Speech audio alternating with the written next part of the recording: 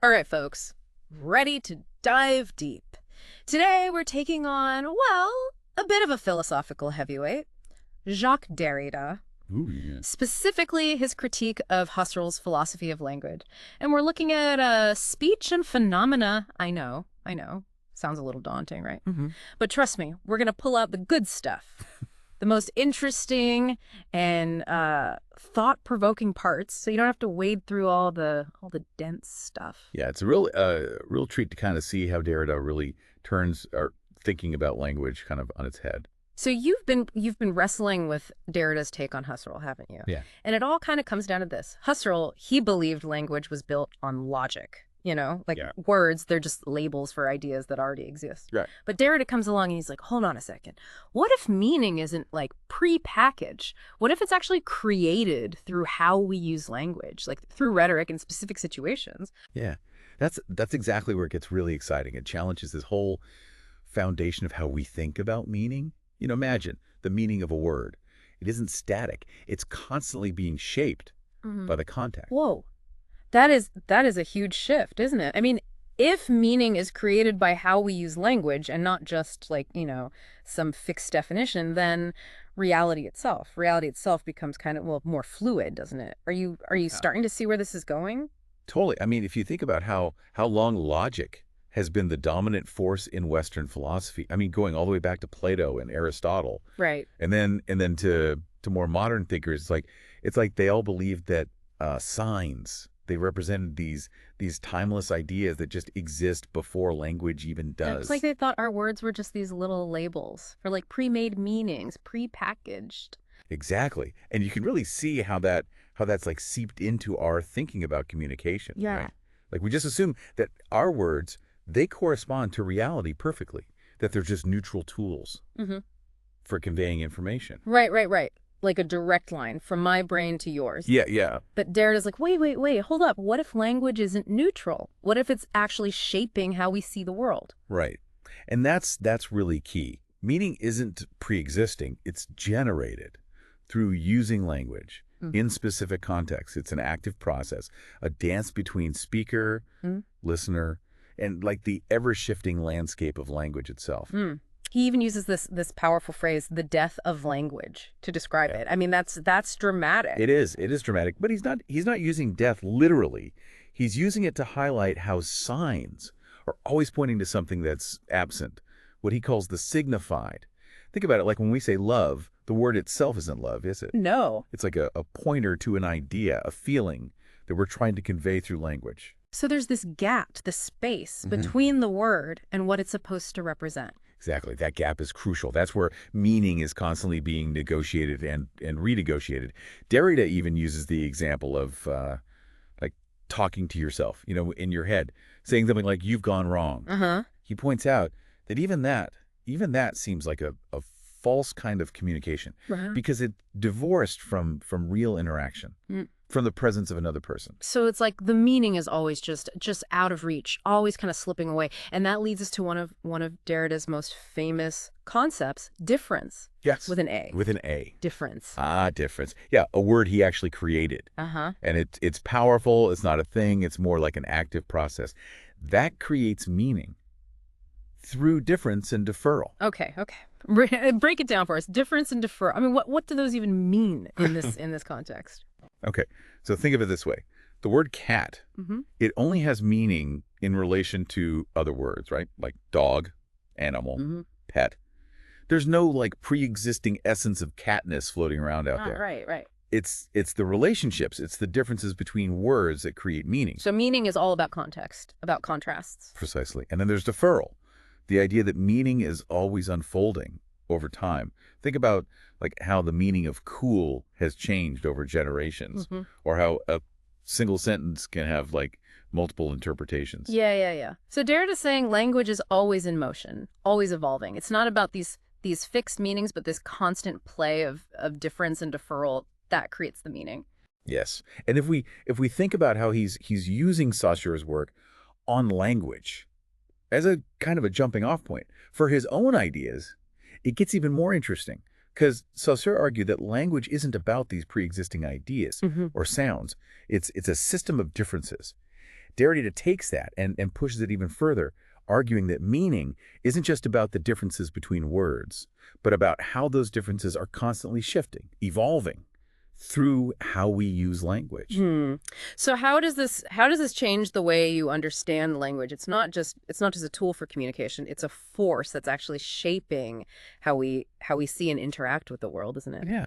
I mean, what's really fascinating is that this means language isn't like a mirror Mm. reflecting a fixed reality. It's more like a kaleidoscope, Mm. constantly shifting and creating these new patterns of meaning. Okay. My mind is definitely starting to bend a little bit here, Yeah. but in a good way. I'm starting to see how he's challenging these really fundamental assumptions about how we think, how we communicate. He's a master at that, that's for sure. And speaking of challenging assumptions, um, let's move on to how he tackles the voice. He sees it as this seemingly purest form of expression, Right. but even that he deconstructs. The voice, it seems so immediate, so authentic, doesn't it? Right. But Derrida kind of problematizes that, doesn't he? He does. The voice, it creates this illusion of immediacy, a sense of being totally present to yourself when you speak. But even here, Derrida says difference is at play.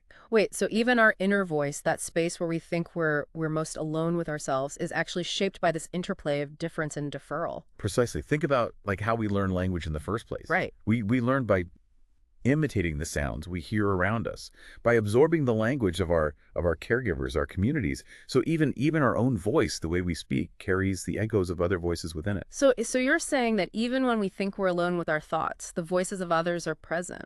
Exactly. And that means that the self, the I, Yeah. that speaks isn't this isolated, self-contained entity. It's formed through relationships, through interactions with others, and the language we share. That's pretty radical, isn't it? It is. It is. It makes you realize how deeply we're interconnected, even at the level of our thoughts. Yeah. Wow. I'm starting to see how deep this rabbit hole goes. We've covered a lot of ground already, but we've only just scratched the surface of Derrida's ideas. Welcome back, everyone. I hope you had a moment to kind of process some of those Derridian ideas. Oh, yeah. My brain's still buzzing. It's amazing to think that language is constantly like shaping our reality, not just reflecting it, you know? Yeah, it's a truly profound insight. And it leads to another fascinating aspect of Derrida's work, is his analysis of Husserl's theory of signs. Remember how Husserl made that distinction between indication and expression? Yeah, like pointing at something, that's indication, right? Right. And then expression is more about conveying like a thought or a feeling. But Yeah. Derrida wasn't quite satisfied with that, was he? He wasn't. Yeah. He argues that that distinction isn't as clear-cut as Husserl makes it seem. Even when we're trying to express like a pure thought or concept, Yeah. there's always an element of indication involved. So even when we're trying to like express our deepest feelings, we're always pointing to something beyond ourselves. Exactly. Think about it. Yeah. When you tell someone, I'm happy, you're not handing them like a container of happiness, are you? No. You're using a sign, a word, Mm-hmm. to indicate a state of being that they then have to interpret based on their own understanding. So there's always this element of like reaching out, trying to bridge the gap between our Well- own experience and someone else's. Precisely. And that brings us back to the voice. Remember how we were talking about how the voice creates this illusion of self-presence? Derrida, he argues that even the voice is always already marked by absence, by the trace of the other. Hold on. How can our own voice be marked by the other? Isn't that like our most personal form of expression? It seems that way, right? But think about how we learn to speak in the first place. We learn by imitating the sounds we hear around us, by absorbing the language of our caregivers, our communities. So even our own voice, the way we speak, carries the echoes of other voices within it. So you're saying that even when we think we're alone with our thoughts, the voices of others are present. Yes.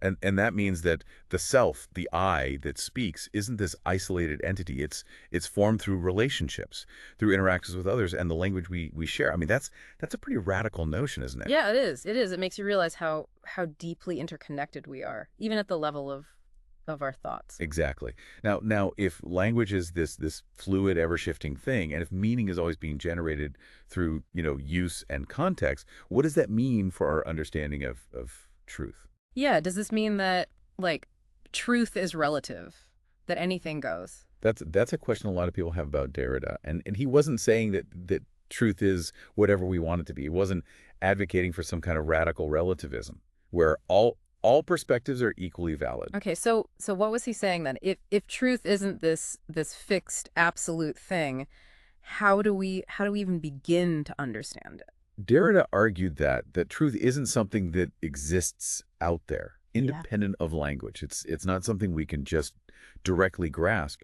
Truth is always mediated Mm. by language, by the way we use words and concepts, and because language is always in flux, always changing, our understanding of truth is also always evolving. So truth isn't absolute, but it's not completely arbitrary either. It's more of a process, something that we're constantly working towards and negotiating through language. Exactly. Think about how scientific truths have changed over time.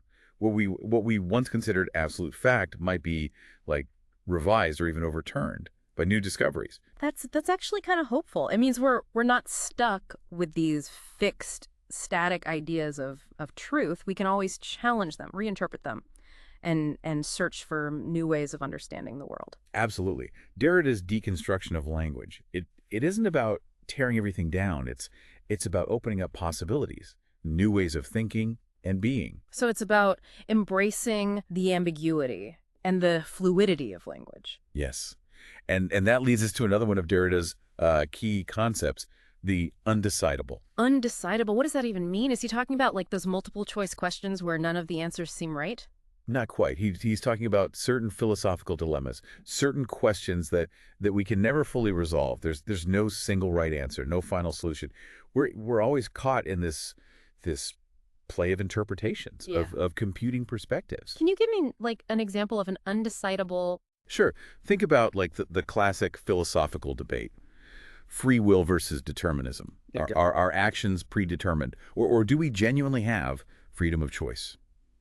Derrida would say this is an undecidable question. There's no way to definitively prove one side or the other. We're caught in this tension between these possibilities. So we're always going to be grappling with these big questions. Isn't that a bit frustrating? It can be, but it also means that we're constantly engaged, constantly thinking and searching for meaning. And that's a good thing, isn't it?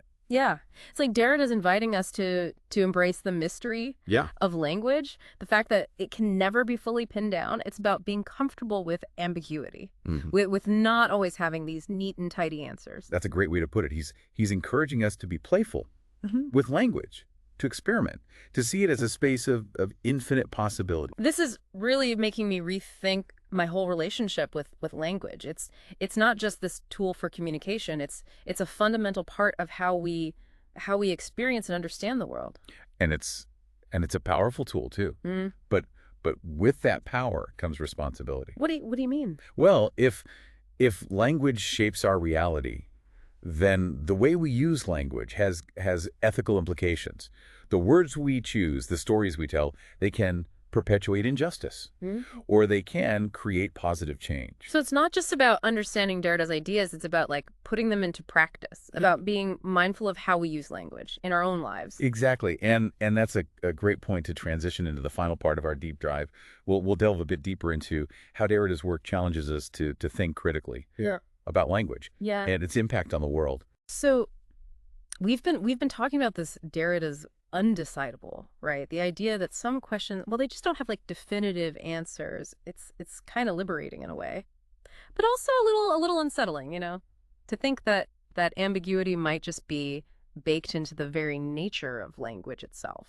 It definitely challenges our desire for certainty, that's for sure. It does. But embracing this undecidability, it can open up new ways of seeing the world too, right? It encourages us to be more critical, to constantly question and reevaluate our assumptions. Yeah. And speaking of questioning assumptions, we were going to explore how language itself, it isn't, this neutral tool we often think it is. Derrida argues that there's something deeper going on. Exactly. He says that language, it carries these hidden assumptions, these biases that shape how we think, what he calls metaphysical assumptions. So we're not talking about like ghosts or anything like that. What does he mean by metaphysical in this context? He's referring to those big like foundational ideas that Western philosophy has often relied on. Things like the belief in a stable, unchanging reality, the idea of a separate self and a clear line between what's true and what's false. So these are like the invisible frameworks that we use to make sense of the world. And Derrida's saying they're built into language itself. That's the point. Yeah. It's not like we can just, consciously decide to think outside those frameworks. They're ingrained in the way we use words, how we structure our thoughts. So if these metaphysical assumptions are so deeply, embedded in language, how do we even begin to challenge them? Is that where deconstruction comes in? Exactly. Deconstruction isn't about destroying language or saying these assumptions are bad or anything. It's more like shining a light Hmm. on how they work, making them visible, Sure. so that we can see how they shape our understanding of the world. So it's like becoming aware of the code that's running in the background of our thinking. Yeah, that's a great analogy. And by becoming aware of that code, we can start to see how it might limit us, or how it might be used to support power structures that we would want to uphold. Okay, I'm starting to see how all of this connects. So Derrida is saying that language is this incredibly powerful system that shapes our reality, but it also contains these hidden assumptions, these biases. And deconstruction is a way of unpacking those biases, making them explicit so we can start to think differently. You got it. And it's not just about critiquing those assumptions. It's about opening up possibilities. Yeah. Deconstruction allows us to see the world as more fluid, more dynamic, Mm. to move beyond like rigid binaries like subject object, mind body, truth falsehood. So embracing complexity and nuance, recognizing that things aren't always black and white. That's it. And there's also this ethical dimension to all of this. If language shapes our reality, then the way we use it matters. Right. Our words, they can perpetuate injustice, Hmm. but they can also be a force for positive change. Wow. So Derrida's work isn't just like some abstract philosophical exercise. It has like real world implications Mhm. for how we communicate, how Yeah. we treat each other, how we understand our place in the world. It absolutely does, and I think that's what makes it so compelling. It's a call to be more thoughtful, more critical, and more responsible Mhm. with language. This deep dive has definitely been a mind-bending journey. It's made me realize how much I took language for granted. Now I'm seeing it as this incredibly complex and powerful force that's shaping my reality in ways that I never fully understood before. That's the power of Derrida. He doesn't give us easy answers, Hmm. but he pushes us to ask deeper questions, to challenge our assumptions, and to see the world in new and unexpected ways. So to all our listeners out there, if you're feeling a little intellectually disoriented right now, that's a good thing. It means Derrida's ideas are starting to work their magic. Yeah. Keep questioning, keep exploring, and most importantly, keep playing with language. Who knows what new insights you might discover. Thanks for joining us on this deep dive into the world of Jacques Derrida. We hope you've enjoyed the journey as much as we have. Until next time.